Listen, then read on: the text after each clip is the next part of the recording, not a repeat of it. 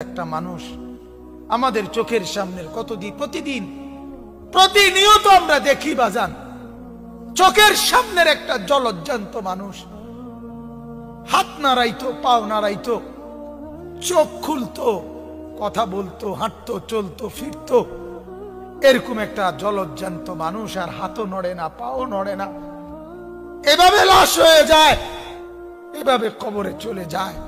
কি আশ্চর্য এটা, কি আশ্চর্য!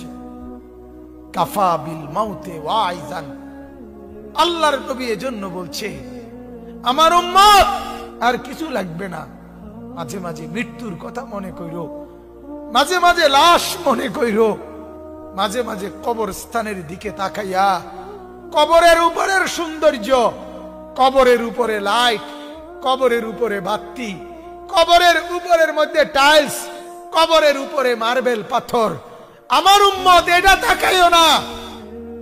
এই তরতাজা মানুষটা যে একটা বালু লাগতে দিত না শরীরে, যে কোনদিন একটা জামা ময়লা পড়তো না, যে লেফ আর কম্বল ছাড়া ঘুমাইতো না, যে সোফা ছাড়া বসতো না, যে 3 বেলা খানা খাইতো, 2 বেলা নাস্তা করতো, যে কত মানুষের সাথে হাঁটতো ফিরতো, ওই জলজ্জান্ত মানুষটা ওই মাটির মধ্যে কবরের ভেতরে আলোহীন, বাতাসহীন, খাদ্য খাবার বসত ভিটা, কোন রকমের আসবাবপত্র ছাড়া এভাবে বছরের পর বছর পড়ে আছে। কি আশ্চর্য, কি আশ্চর্য! আল্লাহর নবী বলেন যদি শুধু এটা একবার ভাবো, মনোযোগ দিয়া, মন দিয়া কেউ যদি ভাবো, দোস্ত, আল্লাহর নবী বলছে নসিহতের জন্য, ওয়াজের জন্য এটাই যথেষ্ট। আমাদের হাটহাজারী মাদ্রাসার একজন বড় বুজুর্গ আছেন, এখন একদম অসুস্থ হয়ে গেছেন, হযরত মাওলানা মুমতাজুল করিম বাবা হুজুর বলতো উনাকে, অনেক বড় আল্লাহ ওয়ালা বুজুর্গ আলেম। একবার উনারে মাহফিলে বয়ান করতে দিছে, বয়ানে বৈশা উনি বলতেছে একদিন এই দুনিয়ায় ছিলাম না, এরপরে আল্লাহ পাঠাইছে, একদিন অচিরেই এই দুনিয়ায় থাকবো না, কাজে স্থায়ী যেখানের জন্য যাব আমাদের সবাইকে তার জন্য পুঁজি বানানো দরকার।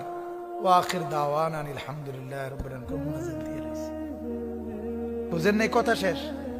এটাই ওয়াজ, একত্রে কইছে কথা, আর পুরা মজমা সিক্কেরে কাঁদছে যে হাই কি কইল, কি কইল, একদিন ছিলাম না, আসলাম, আল্লাহ পাঠাইছেন, চিরেই একদিন থাকবো না, অতএব যেখানে চিরস্থায়ী থাকবো তার জন্য পুঁজি বানানো দরকার। ওয়াখির দাওয়ানা আলহামদুলিল্লাহ। শেষ ওয়াজ, এটাই তো যথেষ্ট, এটাই তো যথেষ্ট।